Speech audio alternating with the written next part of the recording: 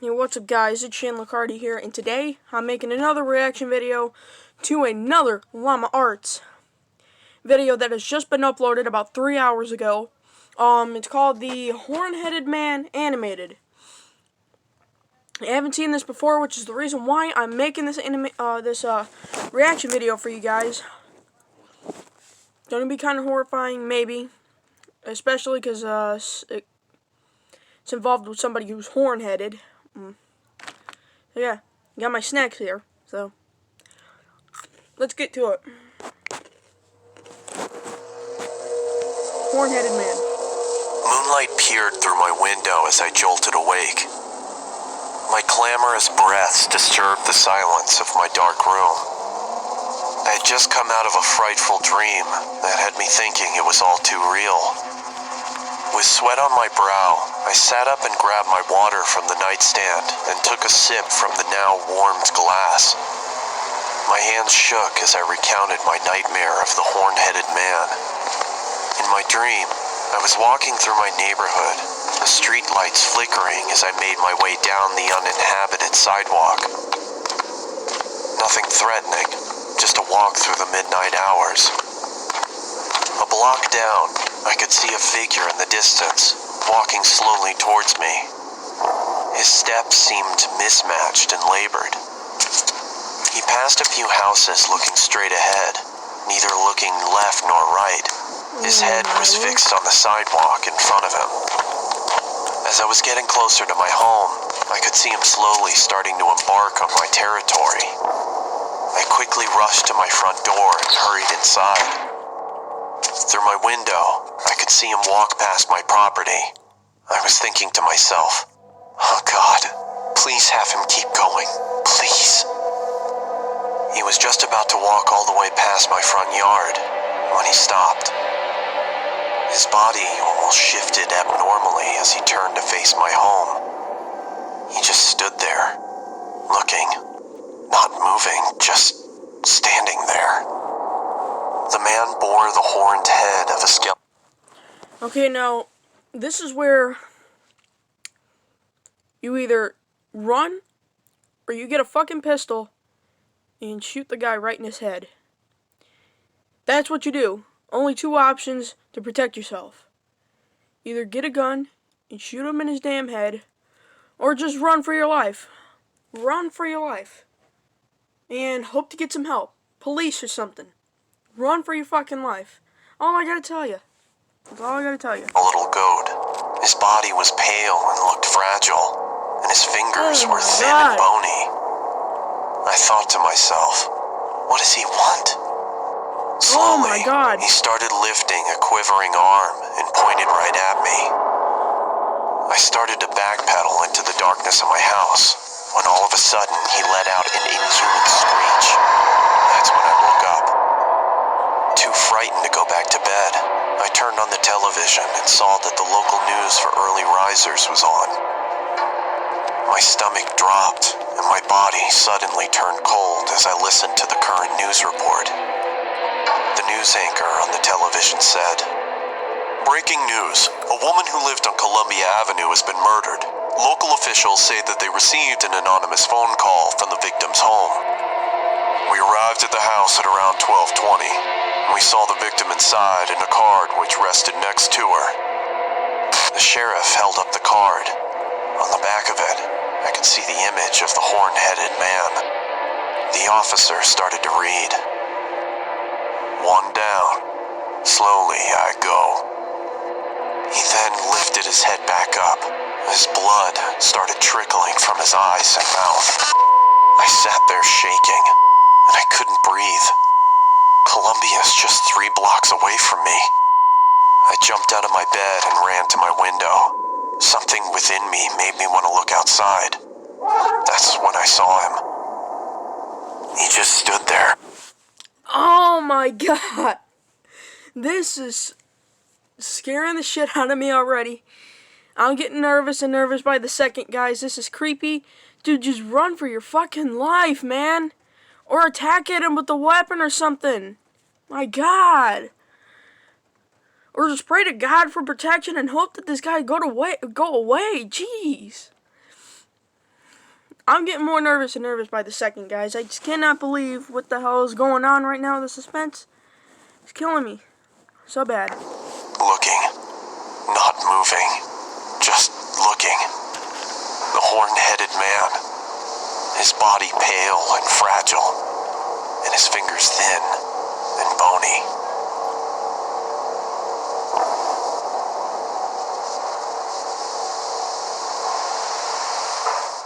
Before you leave, here's a quick announcement.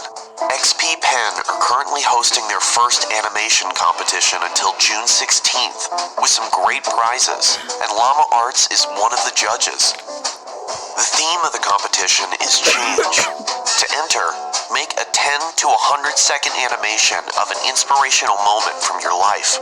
It can be a 2D, 3D, mixed media, or stop motion animation. There's 10 prizes up for grabs, including all the tools you'll need to start your animating career. The winners will be announced on July 1st. For all the rules on how to enter the competition, click on the link in the description. Good luck to everyone who enters. Looking forward to watching your submissions. Thank you for sticking around to the end of the video. If you would like to support the channel, check out the merch link in the video description.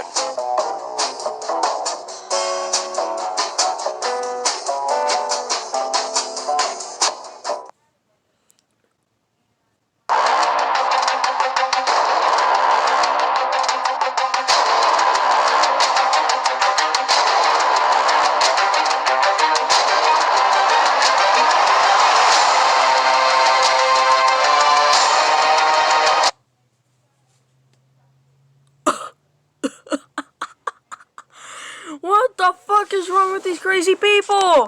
If I don't knock you out when we knuckle up, Okay, let's watch this other ad.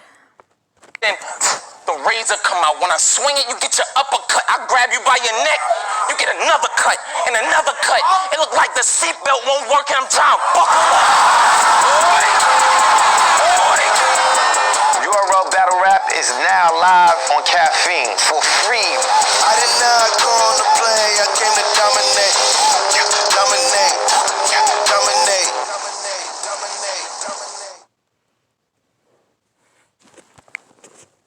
Okay, well, that's it for today's reaction video.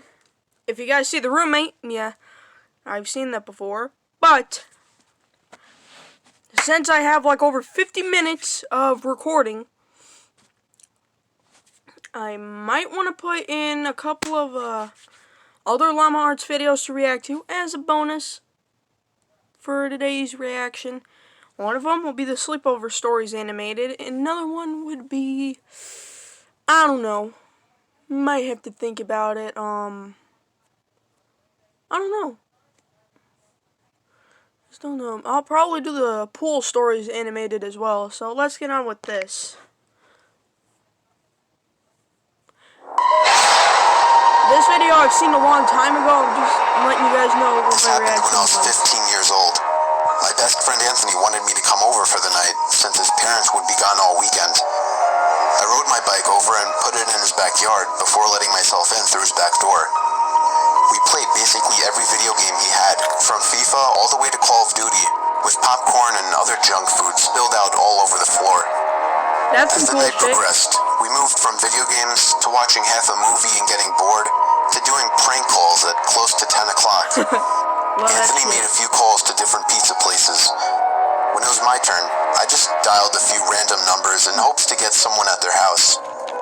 On, say, my fourth attempt, I finally reached somebody. A guy with a deep and rough voice picked up, answering with a yeah instead of a hello. Anthony's laughing in the background made me stumble with my words mid-sentence, ultimately cracking up into laughter. I had never done a prank call, so I sucked at it. The guy on the other end was silent. I regained a straight face and tried to continue with the call. It went something like this. Sir, would it be alright if I borrowed one of the wheels from your car? What's your name, kid? My name is Bob. Really? You sure it's not Anthony? It hit me like a brick. I looked up at Anthony, whose face was noticeably full of fear. I hung up the phone, not wanting to be on the line with whoever that was for another second. Anthony, Who the hell was that? I asked him. I don't know, he told me. Does your caller ID info display your name or something? No, it shows my dad's name. We hopped on the computer and did some research, trying to figure out how it was possible to get someone's name through their phone number. It didn't make sense how he could get Anthony's name so quickly. He was way too young at the time to be on any of those personal information sharing websites. We ended up asking a question on Yahoo Answers, since no one had a similar experience. The question turned up no answers. I suggested he call his dad, but he said he wasn't supposed to have anybody over for the weekend, so he didn't want to call.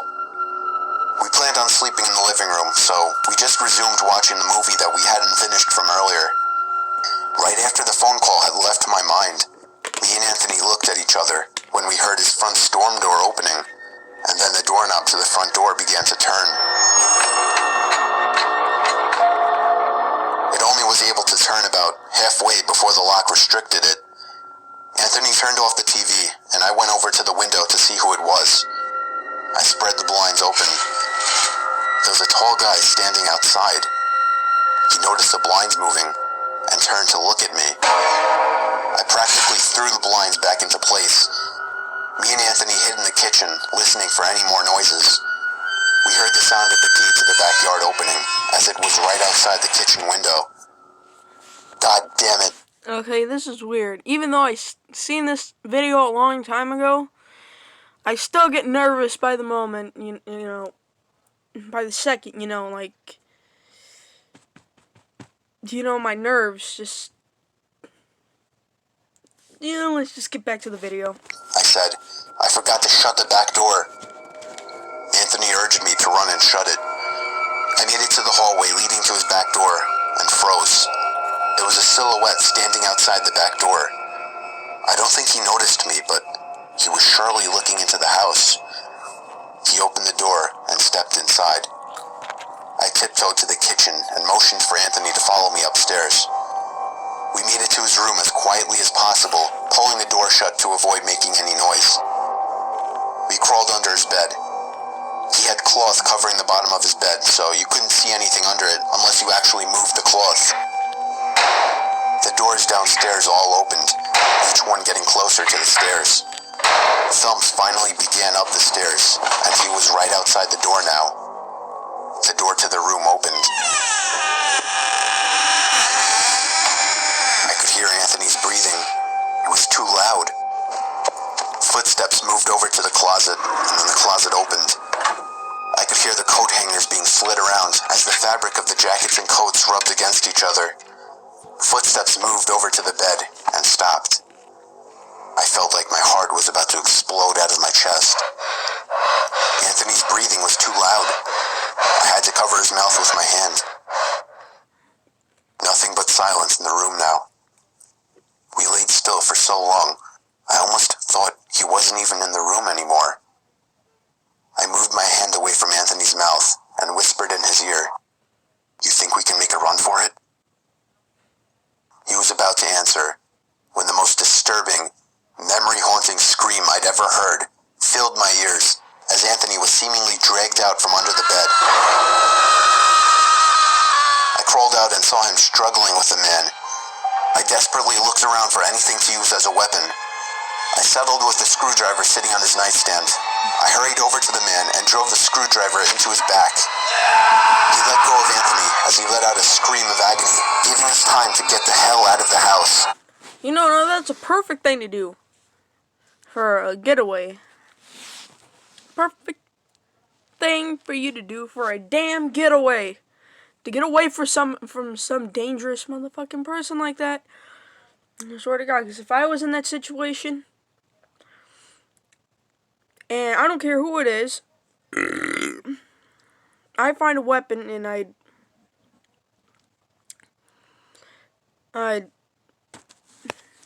put something sharp like a damn screwdriver or something, drive it right through him, and just fucking run. Run away. Well, I mean, I wouldn't say, like, when I said, like, I don't really care who it is, I wouldn't say that literally. I would say that lightly. Like, if it was, like, a stranger, like a stranger who's pretty dangerous. I don't care what stranger it is, but yeah, but I know my family's not dangerous, so I wouldn't say my family is like that, because you know my family's not dangerous like that. Or my friends. I'm just talking about strangers who are dangerous, you know. Don't care who it is. Basically off of strangers, you know, they're going to get hurt if they put me in a dangerous situation like that. And then I'd run. Run for my fucking life. Running onto the road would give away our position too easily. It would take too long to make it to his neighbor's house. We dove for the tree line in the woods and took cover behind a bush, watching the house. The back door opened as the man stepped outside, looking around the backyard. He then looked out to the woods. I felt his eyes pass me as he scanned through the tree line. It seemed that it was too dark for him to see us. Then, he turned his head back in our direction. I ducked behind the bush. Joe, he's coming. What? Dude, get up, we gotta run. He was right. The man was approaching us fast. How could he have seen us? You better run! Run! Leaves crunching under us, giving away our position. When Anthony tripped over something, I crouched down with him. It seems like Anthony's just fucking up so much. First, it's, you know, him breathing heavily, making too much noise under the fucking bed, which caused him to get dragged underneath, got the man starting to choke his ass. Now it's him fucking getting both of them exposed by being found, like, where they're hiding at, you know, behind that bush, which got that man chasing him. And third, this idiot trips over a damn branch. They get them caught, you know, even more. And they're lucky that that stupid stranger didn't even find them. You know, because, it took off in another direction because they,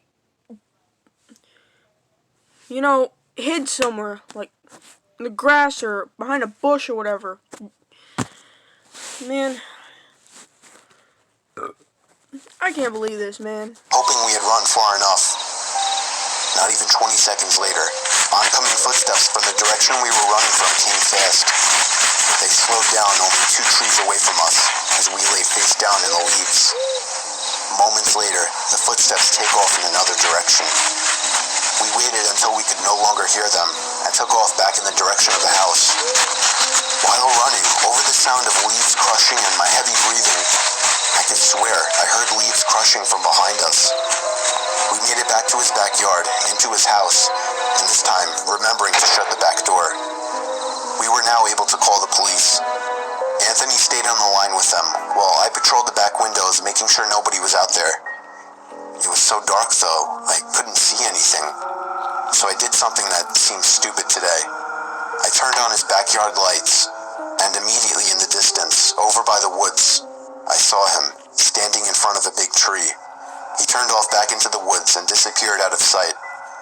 That was the last time me or Anthony ever saw him. I would be lying if I told you we heard the occasional knocks at our windows or something cliche. No, that was it. 5 years have passed and nothing has happened. Do I wonder if it was somehow linked to the prank call? Maybe. Does it make sense? Not really. But yeah, this was the story of how me and my still best friend Anthony almost died during a break-in. So that's how they looked 5 years from that, after that whole situation. Yeah. Go!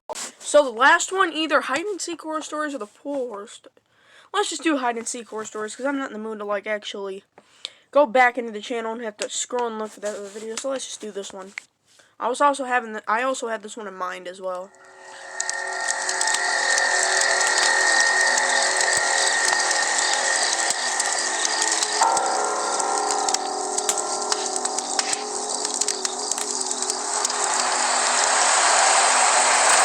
When I was a kid, my parents would sometimes bring me down to my aunt and uncle's place to stay for the weekend.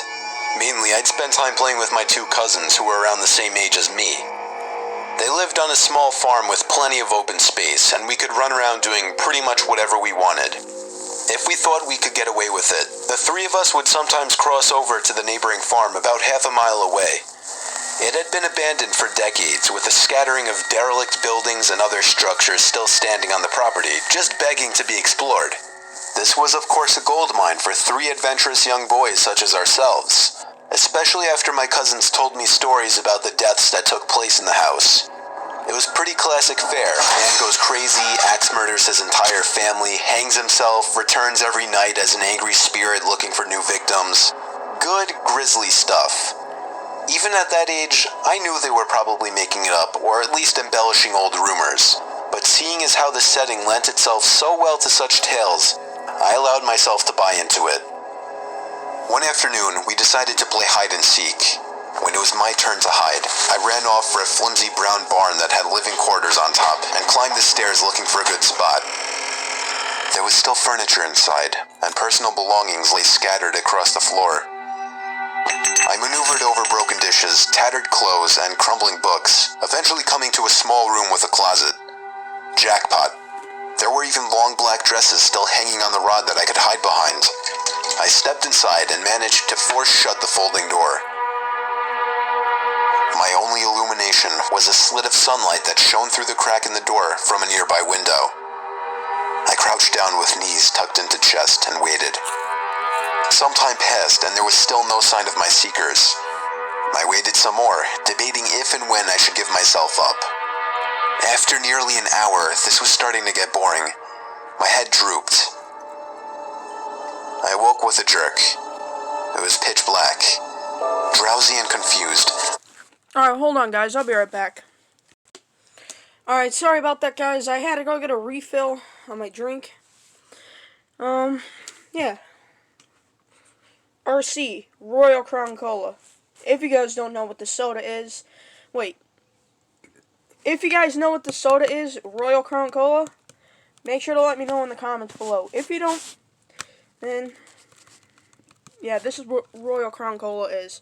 RC is what people most likely call it, because you know that's what it stands for, but, yeah, let's get back into the video. I forgot for a minute where I was or what I had been doing. As it came back to me, the realization that it was now nighttime and that I had been abandoned here filled me with sinking dread in the pit of my stomach. I tried to get up, but a sudden cramp in my calf kept me grounded. I squirmed about, waiting for it to pass, when I heard a door slamming shut downstairs, and instantly froze. One of my cousins? There was a brief period of silence, then footsteps at the bottom of the stairs. Oh But my not just lord. footsteps, a thud too. After every other step.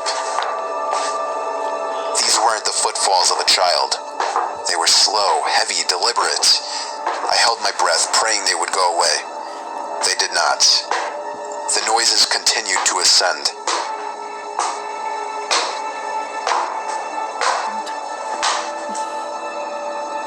What the hell? After another moment of silence, the walking resumed. This time, along with a steady scraping sound, like something heavy being dragged across the floorboards. The footsteps made their way through the debris and wandered aimlessly through the various rooms.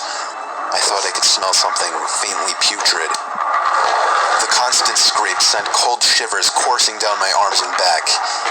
My worst fears were realized when the steps reached the bedroom doorway. They got closer and closer, and finally stopped directly in front of the closet door. I couldn't see a thing. After an agonizing pause, they continued on, over to the other side of the room and out the doorway again.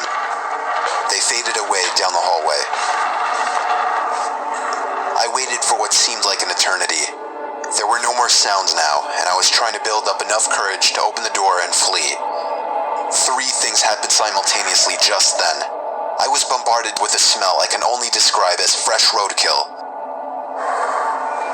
I heard raspy breathing behind me in the dark closet, and I felt hot breath against the nape of my neck.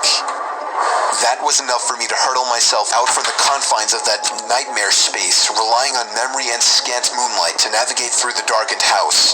All the while, I heard footsteps chasing behind me, closing in with terrifying speed. It was a clumsy, torturous escape full of trips and bumps and blind stumbling. I never looked back, at least not until I had burst out the front door and into the country night. And when I did turn around, I saw absolutely nothing. There were no more footsteps and nobody was chasing me. That didn't stop me from running, though, all the way back to my aunt and uncle's house. There was a police car in the driveway when I got back. My parents were there too, worried sick. Everybody demanded to know where I'd been. Apparently, when my cousins still hadn't found me by evening, they'd returned home to tell their parents. Eventually, the police were called in and informed me that they had already scoured every building on the farm. The insinuation that I was lying about my whereabouts didn't go unnoticed. None of it made any sense. It wasn't until years later that one of my cousins filled in a final piece of the story. He and his brothers had spent hours searching for me like they said, but the part they didn't tell anyone was that they thought they spotted me in the window of the bedroom I was hiding in. And when they got closer, they saw that it wasn't me. A young boy neither of them recognized was smiling and waving down at them and gesturing for them to come upstairs. That's when they ran back home. All of this while I slept in the closet. Weird. Kind of got me a little nervous a little bit, but yeah, so hope you guys enjoyed the video. Please like, subscribe if you guys have not already. Some kind of freaking Roblox crap, but anyway, please like and subscribe if you haven't already. Yeah, comment down below what you think about this video. Especially for the new Llama Arts video that was posted like 3 hours ago. And, yeah, it's it for today's video, and I'll see you next time. Peace.